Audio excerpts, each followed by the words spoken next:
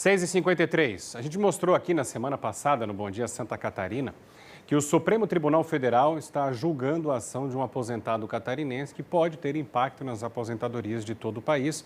É a chamada revisão da vida toda. O julgamento deve terminar hoje, essa é a ideia.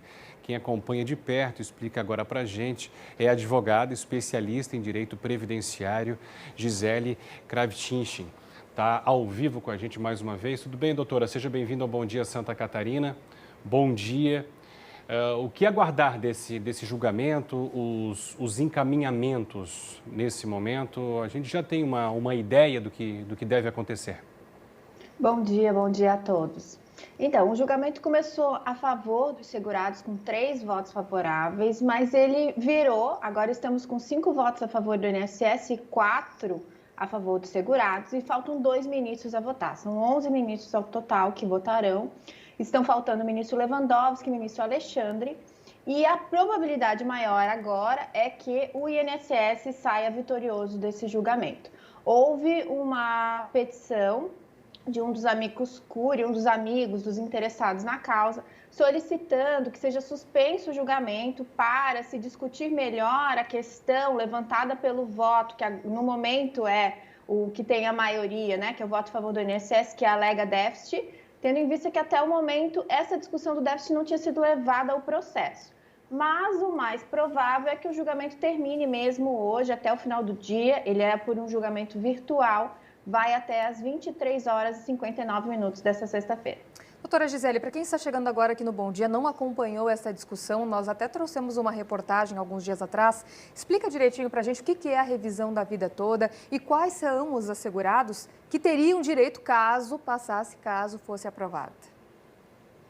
A discussão da revisão da vida toda envolve as pessoas que se aposentaram após 99 e que desejam incluir salários anteriores a julho de 94 nos seus cálculos. O INSS fez só contando de julho de 94 até a data em que a pessoa se aposentou, e a ideia, né, por isso o nome é revisão da vida toda, a ideia é colocar no período contributivo da pessoa toda a vida contributiva trabalhada mesmo. Então, os salários lá desde o primeiro emprego até o último dia de trabalho, para que tenha mais relação com aquilo que foi efetivamente contribuído para o sistema. Essa discussão ela é principalmente mais vantajosa para quem tem uma característica de trabalho empregado, que teve contribuições mais interessantes. Ali até 89 existiam contribuições até 20 salários mínimos. Então, essas pessoas acabam tendo um benefício melhor com essa revisão.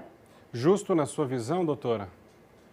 Muito justo, porque, na verdade, o que se discute ali é o direito de aplicar a regra nova, que é essa que fala em todo o período contributivo, ou a regra de transição que foi feita lá em 99, quando a forma de cálculo mudou.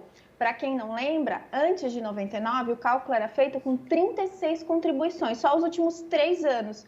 E ali em 99 foi que se criou o fator previdenciário e aumentou o cálculo para toda a vida contributiva do segurado. Mas para quem estava antes, se criou uma regra intermediária, julho de 94 em diante. Por isso toda a discussão que surgiu em volta dessa tese. Claro, e quais são as justificativas que foram apresentadas pelos ministros, 5 que já votaram contrários à revisão?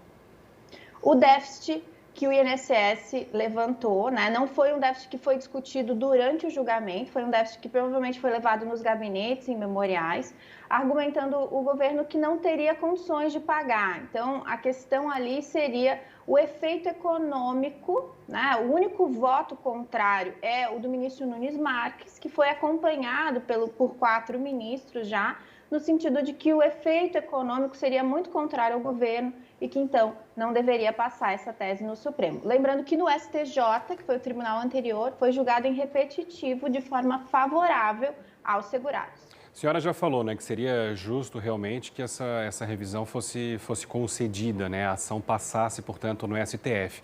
Mas aí, né, num outro olhar, que essa questão do déficit realmente, que é algo já discutido em todo o país e aqui no Estado, essas discussões vão esquentar aí nas próximas semanas com reforma da Previdência na Assembleia Legislativa. De que maneira a gente consegue mexer nisso de forma mais justa, né? Qual a sua análise em relação a essa discussão envolvendo uma reforma da Previdência? Ela precisa acontecer de fato? A gente precisa atualizar essa discussão e para ontem?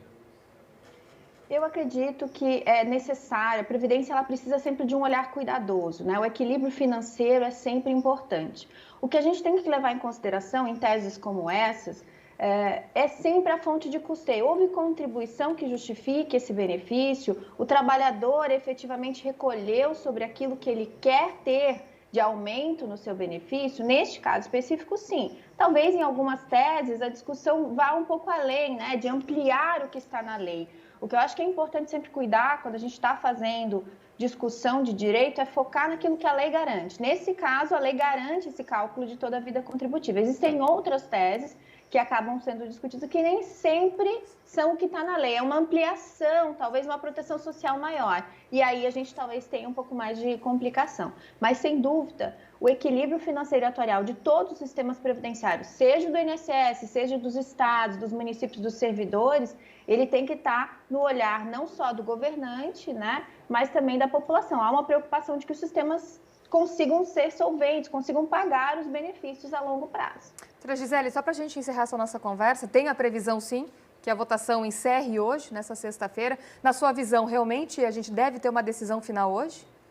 Eu acredito que sim. Por mais que essa discussão do déficit possa ser levantada em embargos de declaração, o mais provável é que o plenário virtual acabe hoje, né? A votação dura 7 dias, o mais provável é que termine hoje, mas não quer dizer que a discussão vai encerrar. Como foi um argumento novo trazido no processo e o direito processual garante a não surpresa das partes, né?